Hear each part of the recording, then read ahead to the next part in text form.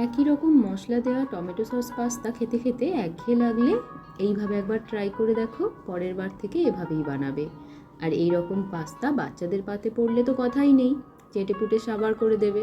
তাই আজকের recipe white sauce pasta. একদম ঘরোয়া পদ্ধতিতে বানিয়েছি সকলের সুবিধার জন্য। নাম শুনে যেন ভেবো না আবার যে বানাতে অনেক ঝক্কি, একদমই না। প্রথমে আমি পাস্তাগুলো জলে সেদ্ধ করে নেব। একটা প্যানে জল গরম করে নিয়েছি। আমি 300 গ্রাম পাস্তা ওই গরম জলে ঢেলে দিচ্ছি। 1 চামচ সাদা তেল ও 1 চামচ নুন পাস্তার মধ্যে মিশিয়ে দিলাম। তেল দেওয়ার ফলে পাস্তাটা ঝরঝরে থাকবে। 10 মিনিট লেগেছে পাস্তাটা সেদ্ধ হতে। এখন আমি একটা কড়াইতে 2 টেবিল স্পুন সাদা তেল গরম করে নিয়েছি। তেলের পরিবর্তে বাটারও ব্যবহার করতে পারো। তেলের মধ্যে 2টো ছোট সাইজের পেঁয়াজ কুচি দিয়ে দিলাম। এই পাস্তাতে পেঁয়াজ খুব লাল লাল করে ভাজার দরকার নেই। অল্প গরম হয়ে এলে অ্যাড করে দেব 4 কোয়া রসুন কুচি। রসুনের কাঁচা গন্ধ যাওয়া অবধি ভেজে নেব। অ্যাড করে দিলাম কুচি করে রাখা অর্ধেকটা গাজর ও মিডিয়াম সাইজের একটা ক্যাপসিকাম কুচি। সবজিগুলো তেলে হালকা নেড়েচেড়ে নেব। এরপর সেদ্ধ করে রাখা পাস্তাটা একটু ভেজে নিচ্ছি। সবজির সাথে পাস্তা ভাজা হয়ে গেছে।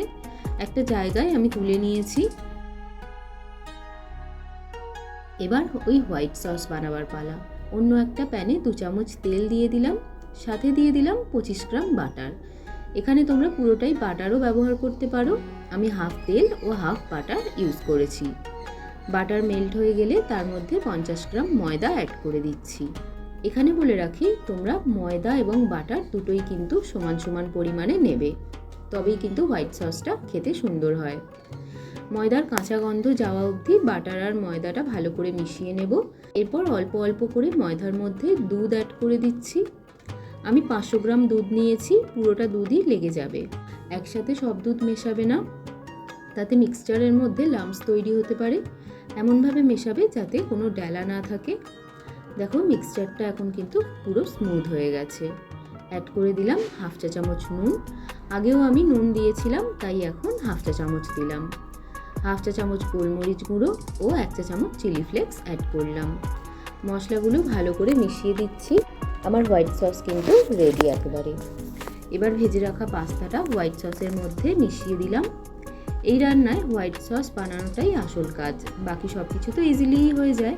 খুব সহজেই হোয়াইট সস পাস্তা তোমরা বাড়িতেই বানিয়ে ফেলতে পারবে এভাবে। আমি একদম ঘরোয়া পদ্ধতিতে তোমাদের সাথে এই রেসিপিটা শেয়ার করেছি। কেমন লাগলো অবশ্যই জানিও।